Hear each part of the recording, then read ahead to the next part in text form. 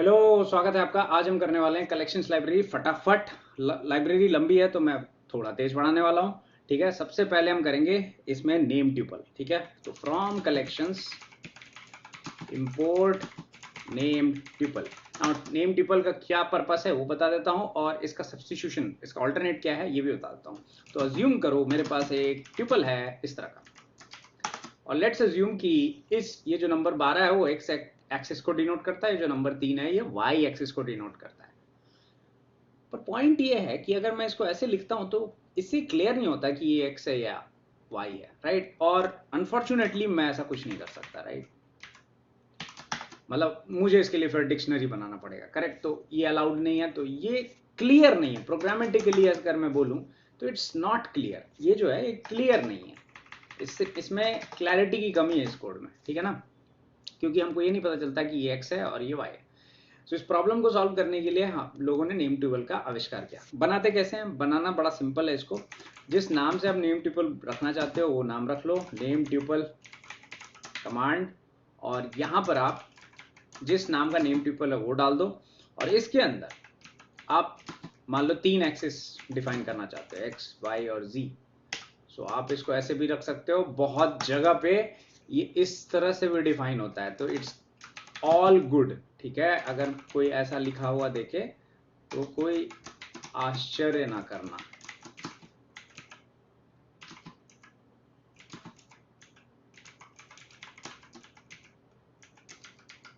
ठीक है, एक ही बात है, ओके। तो बहुत जगह आपको ये लिखा हुआ दिखेगा, तो घबराने की जरूरत नहीं है। मतलब बस स्प्लिट करके इस तरह से, बट ये ज्यादा सिंपल है, ओके ना। इसमें अगर तुम पॉइंट डॉट एक्स की वैल्यू डालो तो इसमें कुछ वैल्यू नहीं है पड़ी हुई, ठीक है। सो यहाँ पर हम क्या कर सकते हैं, जैसे मान लो मैं लिखता हूं p is equal to 0.1 2 and 3। अब मैंने ये नहीं बोला कि एक्स वाई जेड कौन सा है, बट अगर आप p डॉट एक्स को प्रिंट करोगे तो 1 आएगा, p डॉट वाई को प्रिंट करोगे तो 2 आएगा, और p डॉट z को प्रिंट करोगे तो 3 आएगा। नाउ ये क्यों बेटर है नॉर्मल ट्यूपल से? उसका एक रीजन ये है कि ज्यादा रीडेबल है। नाउ सेम चीज को आप डेटा क्लासेस पाइथन में, जो रिसेंट वर्जन है पाइथन में, उसमें डेटा क्लासेस करके भी एक कंसेप्ट है, और नहीं तो आप प्लेन ओल्ड सिंपल क्लास भी यूज कर सकते हो सेम चीज को अचीव करने के लिए। बट नेम ट्यूपल अगर यही काम करना है तो बिल्ट इन ऑलरेडी बनी हुई है आपके लिए। नेम ट्यूपल एक बहुत बढ़िया ऑल्टरनेटिव है, आप इसको यूज कर सकते हो, ठीक है। Now what about if I right a loop in it, what will happen? तो जो सोच रहे हो वही होगा, ठीक है ना। नाउ आप कहोगे कि अगर मेरे को ये नाम देखना है, ये एक्स वाई जी, तो मैं कैसे देख सकता हूँ? ना इसके अंदर ना बहुत सारे अजीब अजीब मेथड हैं। एक तो ये सारे अंडरस्कोर से स्टार्ट होते हैं, तो ये थोड़ा सा अजीब लगता है, बट आई थिंक ये यूजफुल है। तो अगर मैं जैसे एज डिक्ट यूज करूं इसमें, सो ये मेरे को ना एक्चुअली इनको डिक्शनरी में कन्वर्ट करके दे देता है। तो यूजफुल है, बहुत यूजफुल है, ठीक है। फिर मैं कहता हूं अगर फील्ड्स, ठीक है, सॉरी, आई थिंक अगर मैं बोलता हूं तो एक्स वाई जी होगा, ठीक है। नाउ फिर मैं कहता हूं अगर बनाना है आपको तो आप बना भी सकते हो। For example p dot make, और लेट्स राइट टू 110 और 5। सो ये पॉइंट x1 y10 और z5, तो इस तरह से आप क्रिएट भी कर सकते हो, ठीक है। तो ये बहुत यूजफुल है। अगर आपको रिप्लेस करना है तो एक नया इंस्टेंस मिल जाएगा आपको किसी भी चीज का। For example p dot replace,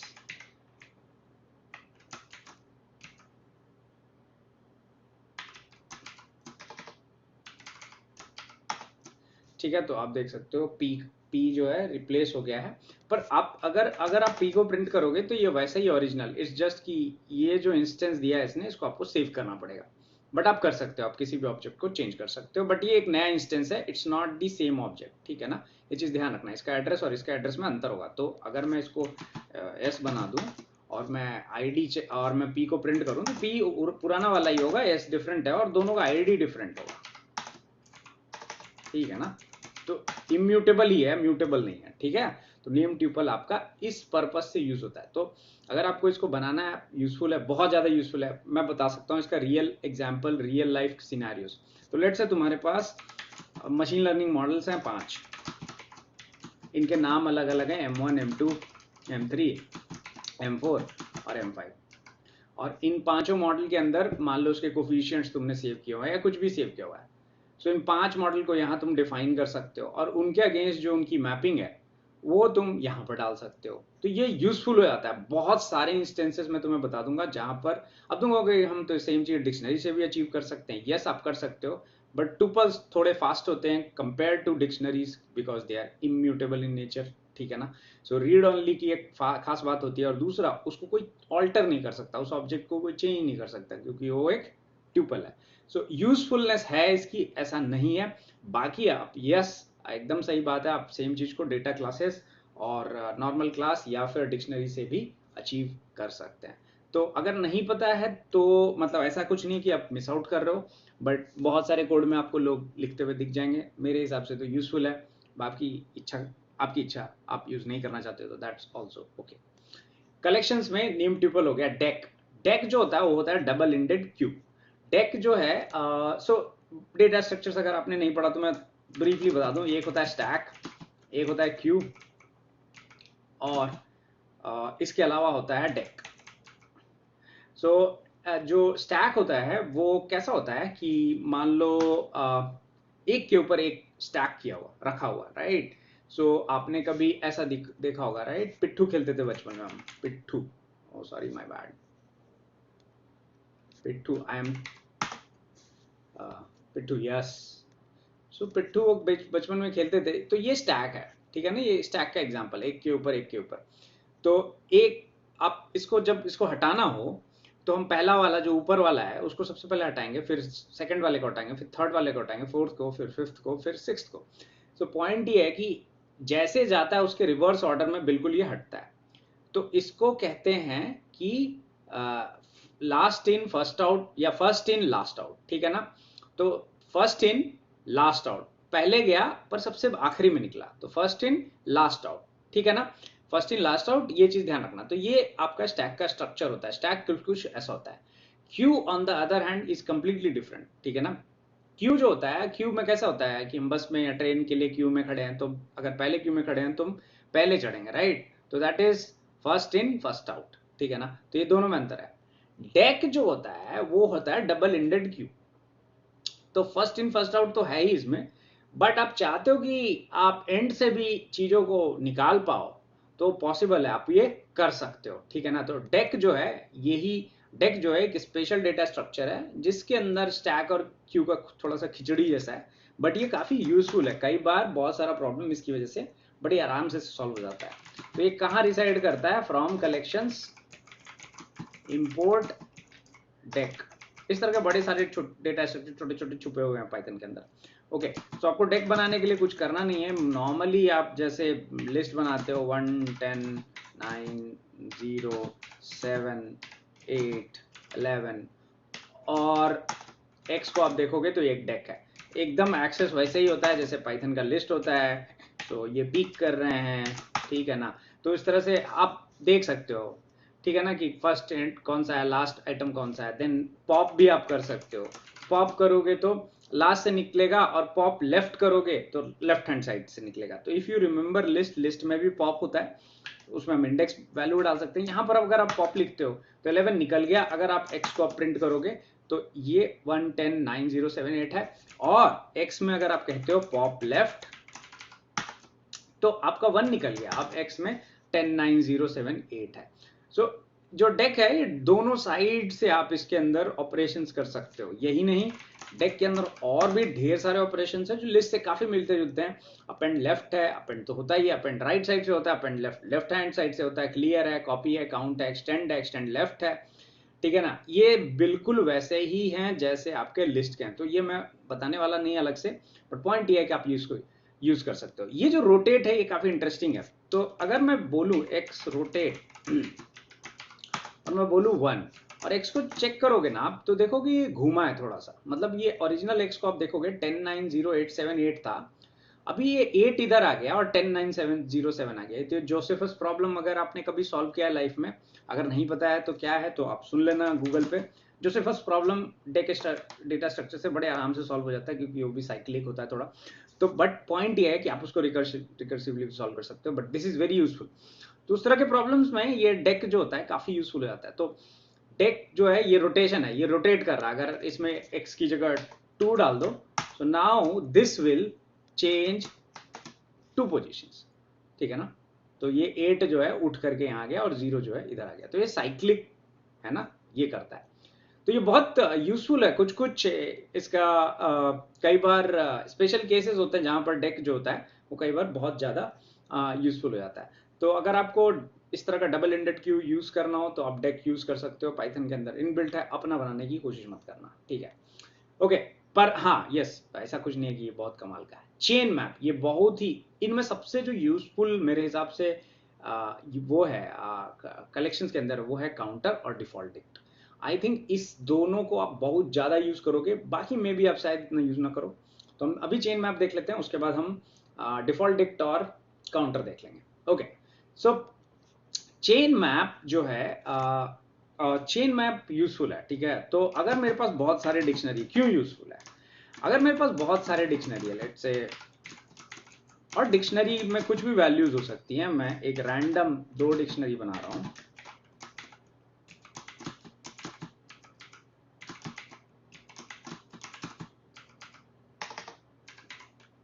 ये बहुत इंटरेस्टिंग है, 2 0 पाइथन नहीं लेता है। ओके, अगर इन दोनों को मेरे को मेंटेन करना है तो मेरे को हर बार अलग अलग दोनों को रखना पड़ेगा, राइट, अलग अलग ऑब्जेक्ट में। चेन मैप क्या करता है, इन दोनों को कंबाइन कर देता है। और यूजफुल क्या है सी मैप, कमाल ये नहीं है, कमाल ये है कि अगर मैं इसको ऐसा कर दूं, chain map, okay, from collection import chain map, ये लिखना पड़ेगा ना, है ना, from collections import chain map ना। इसके अंदर ना और भी collections, I think C capital है ना। सो सी चेन मैप तो वियर्ड है ना। तो सी मैप ना, अगर आप सी मैप को खोल करके देखोगे ना तो ये आपको इस तरह से दिखाएगा, बट इस ऑब्जेक्ट के ना दिखने के तरीके पे मत जाओ, बहुत इंटरेस्टिंग ऑब्जेक्ट है। अगर मैं सी मैप में ए लिखूं ऐसे, बिल्कुल वही रिटर्न करेगा जो तुम्हारे दिमाग में आ रहा है 10। अगर मैं बोलूं कि सी मैप सी, तो बिल्कुल वैसे ही काम कर रहा है जैसे तुम्हारा डिक्शनरी करता है, बस ये डिक्शनरी मंज्ड नहीं है, ठीक है। अब इसका कहोगे फायदा क्या है, ये बता तो रहे उसका फायदा क्या है। इसका फायदा ये है कि सेम नेम से आप कीज भी स्टोर कर सकते हो, जैसे कि 2 डिक्शनरी या 2 अलग अलग सोर्स से तुम्हारे पास डेटा आ गया और सेम कीज है दोनों में पड़ा हुआ, राइट।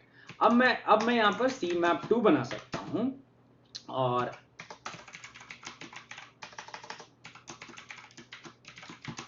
ना मैं तुम्हें एक ऑनेस्ट वाली चीज बताता हूं, जब मैंने चेन मैप नहीं पढ़ा था तो मैं सी प्लस प्लस में कुछ टाइम कोड किया। तो सी प्लस प्लस में मल्टी मैप करके एक ऑब्जेक्ट है, ठीक है, तो जिसमें आप ना डुप्लीकेट कीज वाले डिक्शनरी क्रिएट कर सकते हो। तो मैं हमेशा सोचता था कि यार डिक्शनरी में डुप्लीकेट की का क्या मतलब और ये क्यों बनाया हुआ है।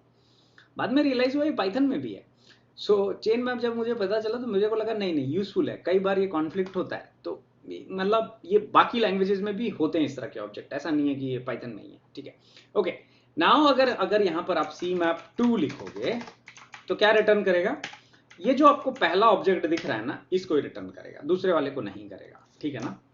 आपको इसका फायदा क्या है, फिर दूसरा वाला रिटर्न ही नहीं होता। तो रिटर्न हो सकता है, आपको इसके लिए जुगाड़ लगाना पड़ेगा। तो सी मैप 2 के अंदर ना मैप्स करके एक ऑब्जेक्ट है, इस मैप्स के थ्रू आप किसी भी ऑब्जेक्ट पे आइटरेशन कर सकते हो।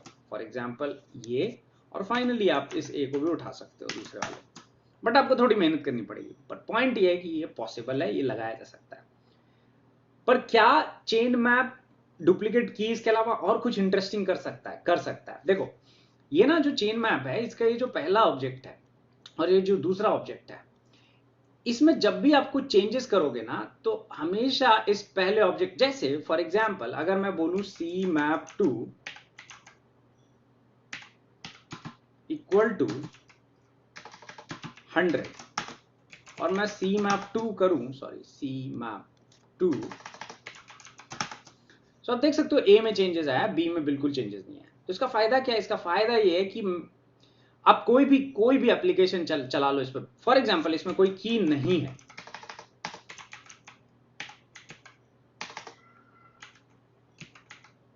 वो कहां बनेगा?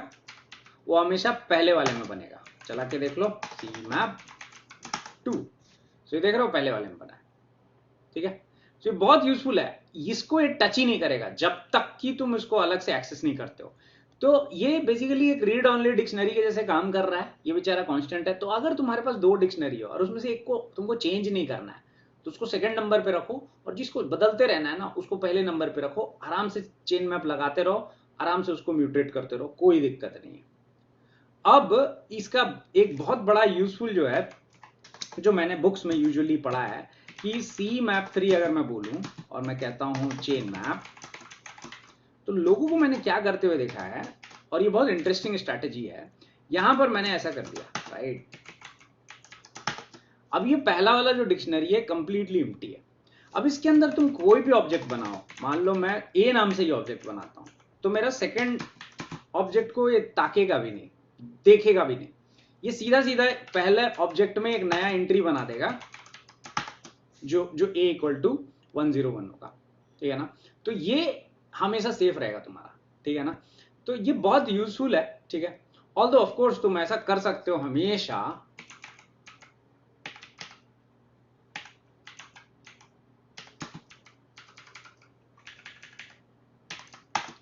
ठीक है। इस केस में आप देख सकते हो यहां पर अगर मैं बोलूं सी मैप 3, तो अगर आप देखो सी मैप, मैंने क्या गलत लिख दिया, सी मैप 3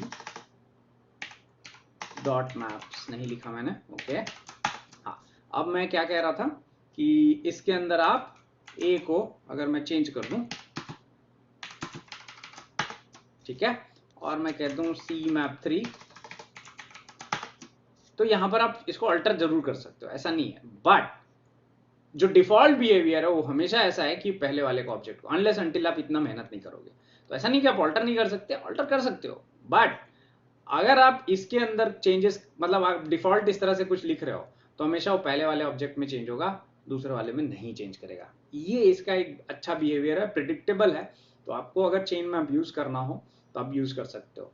अच्छा, इसका प्रैक्टिकली क्या एक्चुअली कभी यूज करते हैं इसको? हाँ, यूज करते हैं। तो हमारे पास ना कई बार बहुत सारे ऐसे डेटा फ्रेम्स आएंगे, बैंकिंग में खास करके, फाइनेंस में भी आते हैं, जहां पर आपके पास मल्टीपल टेबल्स हैं, जहां पर सेम जैसे एग्रीमेंट नंबर लिखा हुआ है, दोनों टेबल में एग्रीमेंट नंबर लिखा हुआ है, पहले वाले टेबल को आप बदलना चाहते हो, दूसरे वाले को आप छूना नहीं चाहते, तो उस केस में, और सेम कीज है, मान लो एक एग्जांपल है। और देखो, डेटा फ्रेम भी एक तरह का डिक्शनरी होता है। अगर मैं इसको डेटा फ्रेम को डिक्शनरी में कन्वर्ट कर दूं, अगर नहीं पता है डेटा फ्रेम्स, तो तुम्हें नहीं समझ में आएगा मैं क्या बोल रहा हूं। तो एक काम करेंगे, जब हम डेटा फ्रेम्स करेंगे तो चेन मैप को फिर से एक बार रिविजिट कर लेंगे, और उसमें तुमको एग्जांपल देके रियल लाइफ में बता दूंगा कहाँ ये बहुत ज्यादा यूजफुल है। बट तब तक के लिए इतना समझो कि भाई पहला वाला जो ऑब्जेक्ट है इसको तुम ऑल्टर कर सकते हो, बाय डिफॉल्ट ये बिहेवियर है, बट दूसरे वाले को भी एक्सेस करके उसको चेंज जरूर कर सकते हो, और एक्सेस मैप्स के थ्रू आप कर सकते हो, ठीक है ना। इसके अलावा भी इसके अंदर बहुत सारे कमांड होते हैं, जैसे कि अगर मैं इसको ढूंढूं, तो इसमें आप देखोगे clear copy from keys, items keys, maps, new child. New child क्या करता है? एक नया कॉपी क्रिएट कर देता है। जैसे मैं बोलूं सी मैप्स 3 न्यू चाइल्ड, और यहां पर मैं के कॉलन लेट्स से 5, ठीक है। और अगर मैं सी मैप 3 लिखूं, तो अभी तक कुछ चेंज नहीं हुआ, लेकिन अगर मैं इसको सी मैप 4 कर दूं, तो I have a object now which has के। अब खास बात क्या है इसकी, कि ये जो के है एक टोटली न्यू ऑब्जेक्ट है, ठीक है ना, एक टोटली न्यू ऑब्जेक्ट है, और ये पूरा का पूरा चेन मैप भी ना इस ऑब्जेक्ट से कंप्लीटली डिफरेंट है, ठीक है ना। इसका खास बात ये है कि अब इस पे सी मैप 4 पे अगर मैं पेरेंट्स करूंगा ना, तो भाई इसको छोड़ के सब प्रेजेंट होगा। तो पेरेंट्स क्या करता है, पेरेंट्स क्या करता है कि जो पहला वाला ऑब्जेक्ट है उसको इग्नोर करता है, और बाकी सबको ये प्रेजेंट करता है, क्योंकि ये जो है चाइल्ड है और ये बाकी सब पेरेंट है, ठीक है ना। तो पेरेंट ये काम करता है। तो अगर तुम्हें लगता है कि तुम्हें लास्ट की चीजें देखनी है, लास्ट की वैल्यूज देखनी है, लास्ट के आइटम्स देखने हैं डिक्शनरीज के, तो आप पेरेंट्स यूज कर सकते हो, ठीक है। तो ये यूजफुल है। अपडेट जो है, अगर मैं सी मैप 4 मैं बोलूं एक डिक्शनरी पास कर दूं जिसमें मैं लिखता हूं A102, मैं सारे कॉम्बिनेशन लगा के बता दूंगा, सो दैट सी मैप 4। सो यहाँ पर देखो A102 आ गया, ठीक है।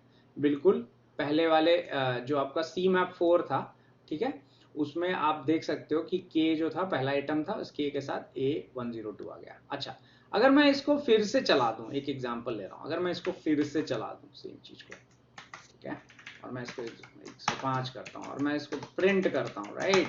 सो मैं देखता हूँ कि मेरी A की वैल्यू अपडेट हो गई है, ठीक है। तो अपडेट ये काम करता है कि पहली वाली कीज को, अगेन ये फर्स्ट टाइम जो पहला की है उसको ही ऑल्टर कर रहा है, बाकी कीज को देख भी नहीं रहा, ठीक है। तो ये यूजफुल है, कई बार आपको यूजफुल लग सकता है, ठीक है। तो कलेक्शंस में हमने ये जो यूजफुल है, जो सबसे ज्यादा यूज करते हैं, वो मैंने डिस्कस किया है।